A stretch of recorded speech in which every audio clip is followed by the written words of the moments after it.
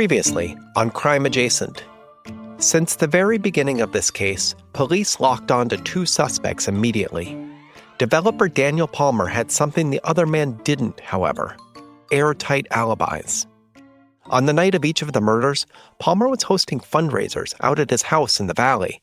The alibis checked out. So as Daniel Palmer faded from suspicion, another man drew Detective Jones' attention. The other main suspect in this case found his way to Ridgewood in a roundabout fashion after the summer of love. He wanted peace and love and community, but found himself, years later, alone, marooned almost on a tiny plot of land in the valley, and practically avoided by everyone else for the rest of his life. Except for, oddly enough, at Christmas time, when he played the town's Santa. I kid you not. For 11 months of the year, it seemed the entire town eyed him with suspicion, as if he could be a killer. They spread rumors about him, shot up his sign out in the valley. But then, each December, at the Main Street Christmas land bedecked with towering candy canes, fake snow, and a red velvety throne, they foisted their children onto his lap and posed for photos and drank hot cocoa and said, "Here, honey, tell this suspected serial killer your innermost desires and wishes. Go on now, ask him about that bicycle." It was as if the rest of the year and all of the suspicion and gossip and rumor were distant, forgotten memories, and the adults, just as strongly as their children, somehow still believed in Santa Claus. That's how convincing he was. This all may seem like a stretch, a killer playing dress-up for children in his spare time and all the parents just going along with it, but are you thinking what I'm thinking? John Wayne Gacy. Gacy played a children's birthday party clown, Pogo, during the day, while at night, he killed more than 30 boys and young men and then buried them under his house. In the 1970s, he was a well-known member of the local political machine in Chicago. He posed for a photo with First Lady Rosalind Carter. You can find it online. Which is all to say, killers can blend in. Clowns, town Santas, plumbers, tow truck drivers, doctors, nurses, politicians, neighbors. They could be anyone, anywhere. Detective Jones said the same thing was happening right here in Ridgewood. Her investigation took her far and wide and stretched over years and generations, but it always brought her back to Ridgewood, to the valley, because she knew anyone could be the killer. Even Len Macy, the town Santa. Here's the story. But first, please like, review, and follow Crime Adjacent on your favorite listening app. It helps more than you know to keep the show going. Thanks for your support. It's much appreciated. From San Francisco, this is Crime Adjacent, the never-ending true crime story told weekly. I'm Chase Patrick.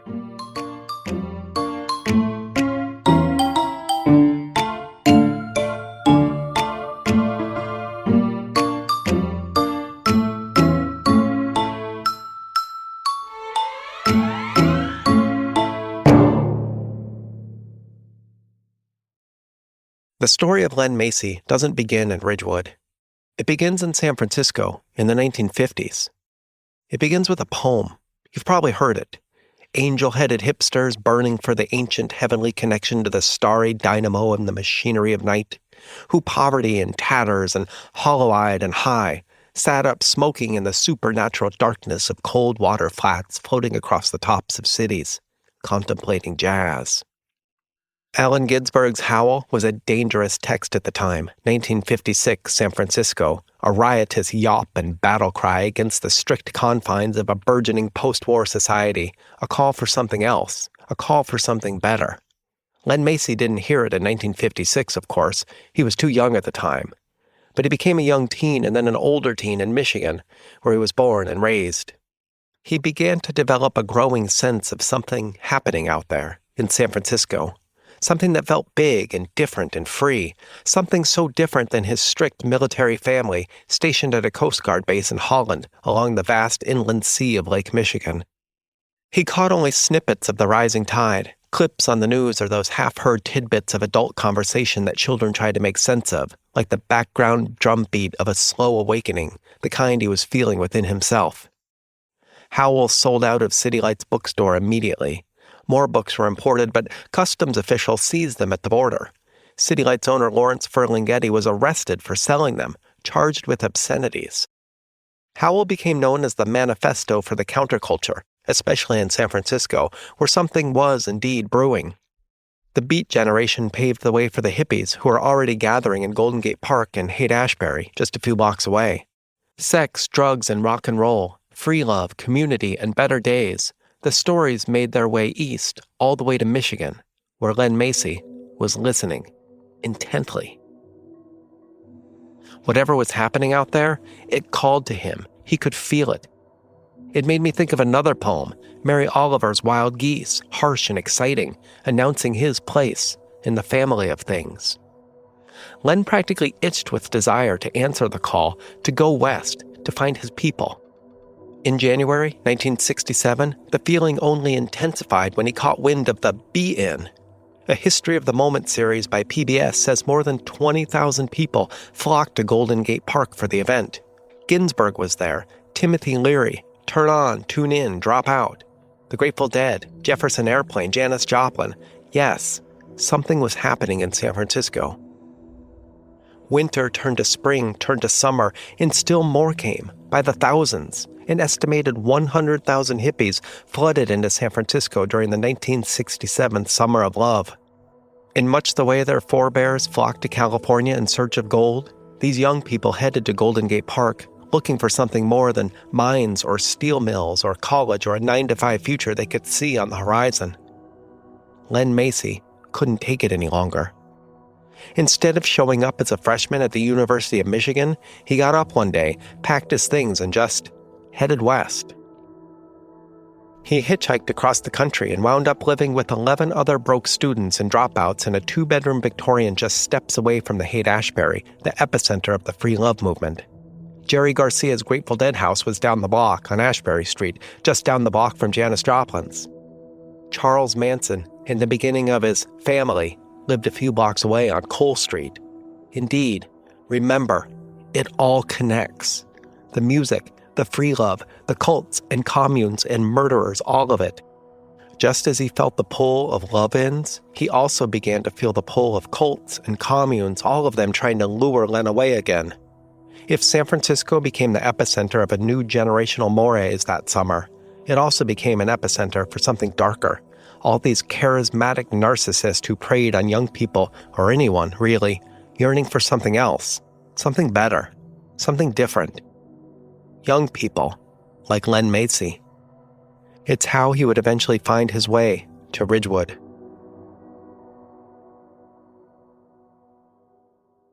Where to even start with all the cults that emerged out of the Bay Area at the time? Honestly, I was going to start with Charles Manson and his family, but Jim Jones seems worse. And how do you even quantify worse in the first place? I'll start there. Weirdly enough, Jim Jones started his People's Temple back in Indianapolis, Indiana in 1955, just a few hundred miles south of Len's home in Michigan.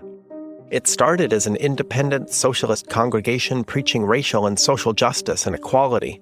When it began, it used to be called Community Unity. But according to the Indianapolis Historical Society, when the group moved into an old synagogue in 1956, the word temple was already chiseled on the concrete, and so, well, why not? The People's Temple was born. I mean, half the sign was already there. White people, black people, everyone was invited. Everyone had a place in the People's Temple under the leadership of the charismatic Jim Jones. Indianapolis appointed him as its head of the Human Rights Commission at the time. All of this seemed so strange and wild in Indiana, a hotbed of white supremacy where the KKK called all the shots in the 1920s and was making a resurgence in the 50s as fights over segregation spread. According to the Indianapolis Historical Society again, it was known as the northernmost southern city. Amidst this backdrop, the congregation grew bigger and bigger, united by this sense of everyone was welcome and in it together, and of course, its leader. Then something happened. Jones apparently had a vision of a nuclear apocalypse, all the rage in the early 60s. He moved the temple to Ukiah in Northern California and then finally to San Francisco in 1965 as the free love movement was beginning to build. He established the People's Temple in the Fillmore District, a cross-racial section of town deemed perfect for a cross-racial church bent on a mission of equality. The temple became a political powerhouse in the 60s and early 70s. Up-and-coming politicians sought it out, as it was known that Jim Jones could control the votes of thousands of congregants, a voting bloc large enough to sway elections. It soon had congregations in Ukiah, San Francisco, and Los Angeles.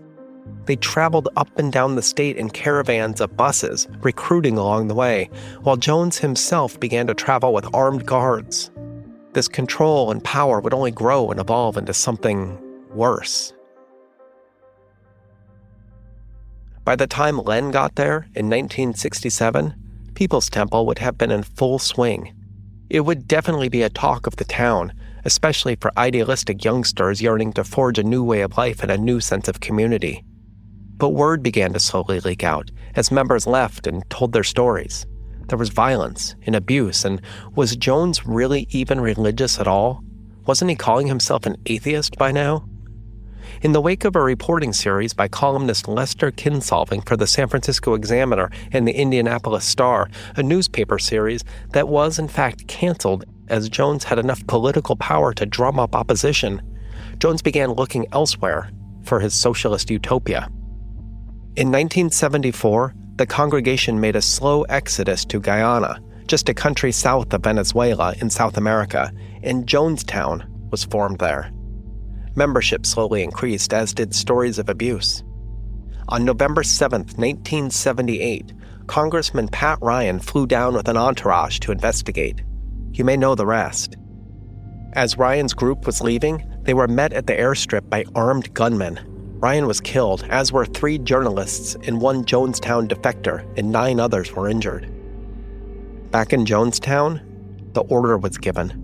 Leading up to this moment, the assembly had already gone through several practice runs, drills to be prepared for so-called revolutionary suicide. If you've ever heard the term, "don't drink the Kool-Aid," or "don't go along with the crowd," it comes from that day in Jonestown when hundreds of people drank cyanide-laced Flavor Aid and died by suicide. Those who didn't were injected or shot, including babies and children. All told, 918 people died, nearly 300 children. Jones shot himself. The People's Temple was over. It was not the only cult that pulled at Len in San Francisco, not by a long shot. One in particular would take over an entire Bay Area town. In 1958 in Santa Monica, a former Alcoholics Anonymous member named Chuck Dieterich started an alternative live-in rehab center called Tender Loving Care. I'm sorry, it would evolve into a horrible, murderous cult, but the name, Tender Loving Care, it sounds like a 60s bathwash. I'm sorry, I digress. The thing is, Dieterich wasn't a doctor, a psychologist, or even a trained therapist. He was just a man with a vision, a talent for brainwashing, and a low-key blind spot for business naming practices. Tender Loving Care was cross-racial and welcoming, just like the People's Temple when it began. It was also insanely strict. It required residency in a brutal form of humiliating quote-unquote therapy called the game, in which everyone could basically yell and scream and berate everyone else, even the leaders. Dieterich would later say these long sessions were essentially brainwashing. Indeed, it began to look like it. In her 1979 collection of essays, The White Album, Joan Didion discusses living right next door to one of the centers. By this time, Tender Loving Care had become Synanon, and she had seen members all over town. Shaved heads, standardized clothes, an aura of healing menace that attracted attention and even celebrities.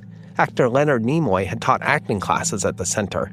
Members were used as shaved head extras in a George Lucas film. Didion wrote, "There were also stories of beatings, of forced vasectomies, of wives ordered to leave husbands, of husbands ordered to leave wives. There were stories of a political force in the making, a force that would control judges and newspaper editors, and finally, all of us." Beginning in the late 60s, as the game turned more and more brutal and members were more and more isolated from friends and family, Dieterich moved north. Len would have seen them, surely. They had a house on Clay Street in Presidio Heights, within eyesight, literally just houses away from where the Zodiac would kill cabbie Paul Stein at Washington and Cherry Streets. Mostly, though, they made their way even more north, even more isolated, over the Golden Gate Bridge in the coastal town of Marshall. The San Francisco Chronicle reported that the cult, by now it was a full-fledged cult, had schools and farms and an armed militia. They forced married couples to divorce and marry others. They terrorized the town and everyone around it as mobs of members with shaved heads surrounded vehicles and beat perceived enemies half to death. At one point, they de-rattled a rattlesnake and put it in the mailbox of a lawyer working with escaped members. It was the final straw. The Point Reyes Light newspaper, smaller even than Winnie Freeman's Ridgewood Recorder, won the Pulitzer Prize for reporting that exposed the violence and helped bring the whole thing crashing down. If Synanon started in Los Angeles and headed north to San Francisco, another cult swirling around Len and trying to pull him into its vortex made the reverse migration. The Manson family. In March 1967, about the same time Len Macy was considering how to thumb it from Michigan to San Francisco, Charles Manson was released from Terminal Island Prison in L.A.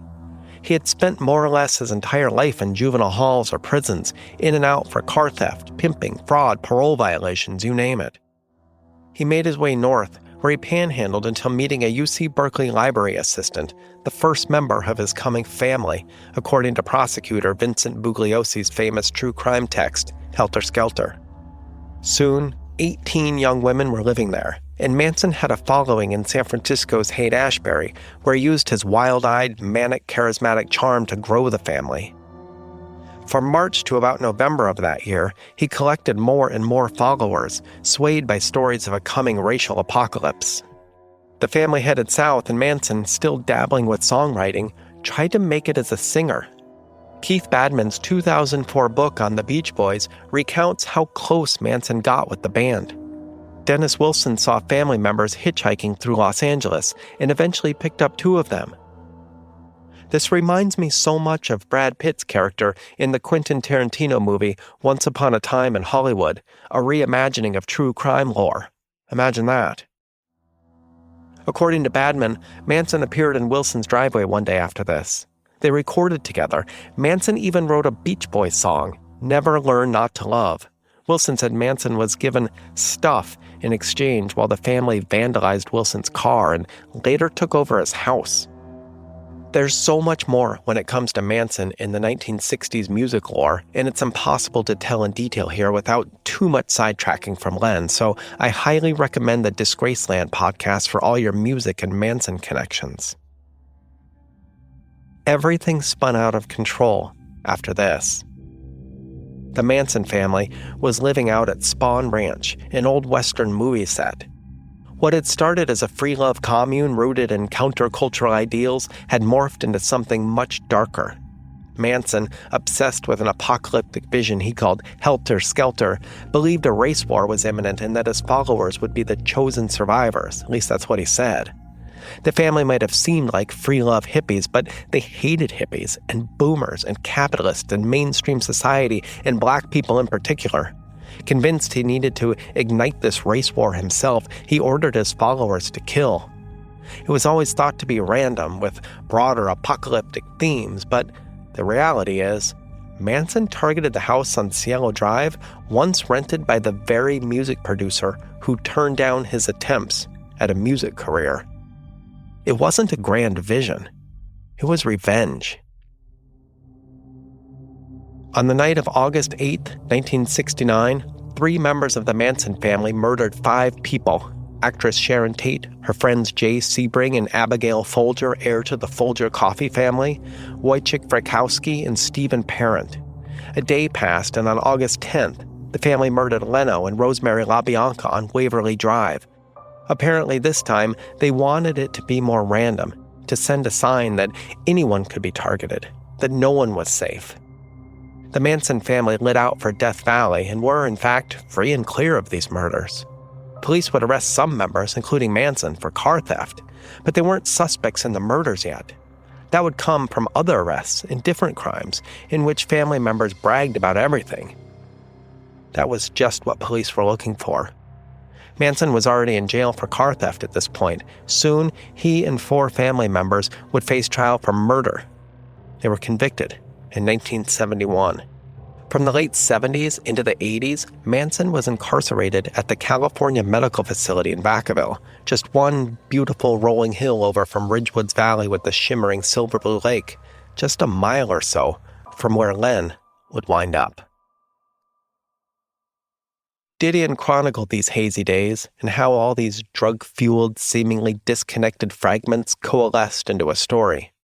She became a darling of the left despite her contempt for the hippies and the free love ethos of her generation. She dragged them mercilessly in the White Album. For her, the 60s ended in 1971 when she moved out of the Franklin Avenue house that was right next door to Synanon. For many others, however, it was the Manson family trials that captivated the country, not just the savagery of the crimes, but for what they represented. The horrifying conclusion of the 60s, a time when peace and love gave way to manipulation, madness, and murder. As she wrote, "Many people I know in Los Angeles believe that the 60s ended abruptly on August 9th, 1969, at the exact moment when word of the murders at Cielo Drive traveled like brush fire through the community. The paranoia was fulfilled." In San Francisco, Len Macy was feeling this exact pull, like free love had died somewhere along the way, and he needed something more. He soon found it. Len's cult was led by Mitch "Moon" McDaniel, who would eventually flee to Mexico before being indicted for underage rape and exploitation. But it wasn't Moon, or what he called a commune, that called to Len. It was a woman. Len would have followed B. Johnston anywhere, and it turns out he did. That's the thing with cults. The Crime Analyst podcast, run by the esteemed Laura Richards, had an amazing interview with a cult member from Nixium. She said, no one actually joins a cult. They join a family.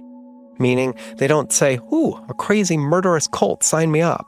They join a community of people they like. People like B. Johnston. And then, at some point, it's too late. They've been pulled deeper and deeper, and things invariably spiral downwards even more, to the bottom. While the Palmer family owned most of the valley, there were a few others out there in the 60s and 70s, including the McDaniels. Moon inherited the lavender fields from his parents, who had tried their hand at a full-blown flower nursery. But over the years, due to bad health and taxes, they began to sell the land, bit by bit, to the only people who wanted it, the Palmers. For a few years after his parents passed away, Moon convinced enough young people to join him in the valley, where they would grow lavender for sale at farmers markets throughout the Bay Area, grow their own food, and continue the summer of love ethos there, in the valley, by the lake, in a new family all their own. By the time Moon fled to Mexico, the only thing left was a small plot of land near the freeway that Moon had sold to Len for $2,000 cash, getaway money. In a matter of weeks, everything had changed for Len. The commune was gone, the love of his life. B and Len had married in a moonlit lakeside ceremony that may or may not have been entirely legal, had fled to downtown Ridgewood for a secretarial job at City Hall, something stable, something with a consistent paycheck and benefits in the future. In the end, all Len had left was a noisy plot of land by the clattering freeway and a dead-end road. He thought about going back to Michigan, to school, but B was so close, just a short drive through the valley and into town.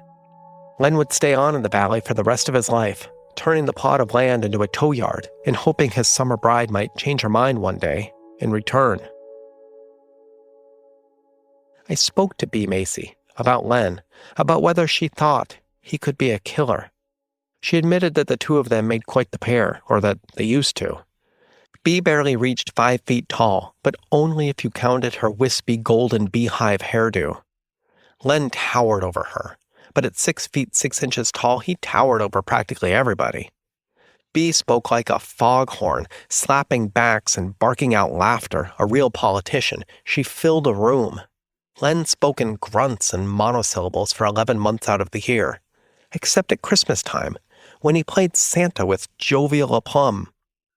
Bea laughed. She said it was like he saved up all his talking every year, just so he could ask children about their wish lists. This was part of the reason Len drew so much suspicion, this study of contradictions. Len was impossibly tall and strong, with a giant belly over his ever-present blue overalls and incredibly muscly arms, which invariably held a lug wrench, his tool of trade. He looked menacing and spoke in grunts and turned away suddenly in conversation, his bushy white beard swinging around him like a rope. But he also had these bright blue, cheery eyes that crinkled, like he was just about to share a secret with you. And then there was his Christmas outfit. With his beard and hat and blue eyes, he looked exactly like a postcard Santa. People didn't know what to make of him. If you saw him around town, people avoided him, turned the other way. But if you had car trouble, he was the first to arrive to lend a hand. If you had kids, visiting Len/Santa was a town tradition. Detective Jones said she had to look at him as a suspect. He lived out there, literally just yards from the murder sites. His tow truck outfit slumped at one end of the valley, ringed by a chain-link fence and a sign that said Len's Tow. Shotgun blasts made it nearly illegible. He lived in a one-bedroom apartment in the back, surrounded by his usual haulers in an enormous Century M100, a tow truck used for hauling broken-down big rigs, construction diggers, plows, and bulldozers. There were several important things that forced Len onto the suspect list. 1, his grunts and clipped one-word answers drew attention. Here's why. They were regarded as evasive, yes, but Jones said the bruises on the back of each victim's head led investigators to believe the men were surprised, knocked out cold suddenly from behind. It reminded them of the trailside killer in Marin County who blitz attacked his victims. Profilers guessed correctly that the trailside killer might have a stutter, given he likely didn't have the ability to talk his victims into a trap and needed to surprise them. Did that happen here? Maybe. Len's short, clipped answers lent credence to this theory. But this also conflicted with the main working theory that the killer charmed the men into his car and was able to casually drive them back to Ridgewood. So maybe it was both? He could be conversant on one level but then go quiet and surprise them? Quiet one minute and conversant the next? That matched Len's annual transformation from Grunty McGee to Santa Claus. Then there's the second thing. The alarm bells really went off when it was discovered that Briggs' car tire had been tampered with. The ever-present lug wrench, the knowledge of local roads, the ability to lure anyone into a car under the ruse of simply being a helping hand. All signs pointed to Len. He knew the roads. He knew the lovers' lanes. He knew how to fix cars and how to dismantle them. And a tow truck could blend in, slipping in and out of traffic practically unseen. Then there's the third thing, the most important thing, the thing that really drew attention. Len did not have an alibi for any of the dates. He was home the night each man was killed, he said, according to all police reports. For Tommy, home. For Bobby, home. For the next Bobby and then all the others 30 years later, home, home, home. He couldn't produce any records showing he was out on calls or even playing Santa downtown. He was home and he couldn't prove it, and there was no other witnesses out there that could say one way or another. Police just had to take his word. He was home. He didn't see anything, hear anything, know anything. Len went in for every interview requested. He took a lie detector several times, and then a DNA test. He did everything he could to help out, even if he offered single-word answers to practically every question. No hard evidence tied him to any of the crimes. Williams pressed, sure that Len was involved. Chief Ricci, too. Len was their guy. They went hard after him. But Jones, who had formed a relationship with Bea over the years, took her side, especially as she talked to Len more and more and observed him year after year at Christmas. Jones said, he was just a lonely old man, holding out hope that Bea Macy might one day return. Jones chuckled to herself and shook her head as if lost in a memory. She said, do you know why Len played Santa? why this grumpy, lonely, aloof old man would go through all that trouble every year? She paused. Because B asked him to. It was all her idea to start this annual downtown Christmas tradition back in the 70s. It was the idea that got her elected in the first place, and she didn't have any money, and so she asked him. And he did. Every year. I think he just liked to be up there, in his outfit, on his velvet throne, and look out into the crowd and see his lost wife, happy again. Len's value as a suspect was debated. He was never charged, but he also never escaped the glare of police attention. But Len's value as a witness also didn't add up. Len reported that he never heard any cars or struggles or cries, nothing out of the ordinary at all, not for any of the murders. His tow yard was across the road and a short walk from several of the dump sites, and yet he heard nothing, according to all transcripts of his interviews. To be fair, he said that end of the valley was known as a lover's lane site. He occasionally chased off rowdy teens who parked too close to his yard, drank too much beer, and made too much noise. But on weekends, the sound of a car and occasional burst of laughter just didn't stand out. It became normal. He said he couldn't remember one way or another if he'd heard anything at all on any night. It was rarely ever loud or bothersome, and so he had simply learned to tune everything out and listen to his TV or police scanner for major accidents he might be able to respond to. So that was it. There was a lot that drew suspicion Len's way, but like I said, there was no firm evidence linking him to the murders. Jones said she had nothing on the two main suspects, Daniel Palmer and Len Macy. There was circumstantial evidence, but nothing concrete. So the case remained cold for decades. By 2022, Jones began to eye retirement, wondering if she would ever solve this case. Over the years, Jones, Winnie Freeman, and Bob Coulee met up every December, doing their best to stay in touch and keep the murders in the public to generate more tips. They didn't want their boys to be forgotten. In one interview, Bob gritted his teeth. He said something that was almost verbatim to Bobby Calvin's brother, Patrick. You could feel the pain these two men carried, like a ceaseless burden. Bob said, "Do you have any idea how hard it is to walk around town, year after year, to go into the cafe or the store or the post office and to see all these men? Some of them are my friends, and to think, which one of you bastards killed my son?" I looked back. That interview with Bob took place on Friday, December 15th, 2023, just a few days after I returned to Ridgewood. And why did I return to Ridgewood that particular week in December 2023? Because another man had just turned up dead in the valley. Again, on Daniel Palmer's property. And again, just yards from Len's tow site. Next time on Crime Adjacent. Chief Williams said it was like an out-of-body experience. He was in the same valley, near the same lake, by the same freeway. He was looking at what appeared to be the same crime scene all over again, nearly 30 years later. His knees buckled, and he swayed momentarily, as if on the deck of a ship lurching in the sea rack. After all these years, the rest stop killer had returned. Williams was sure of it. But why now? And why his close friend, Gary? If you like these stories, remember to review and like Crime Adjacent wherever you listen to podcasts. And don't forget to check out our social media channels and our Patreon page to find bonus information and behind-the-scenes content about these cases. Your support keeps this never-ending true crime story going. Until next time, this is Chase Patrick from San Francisco with a reminder. Stay tuned. You'll never unhear what happens next.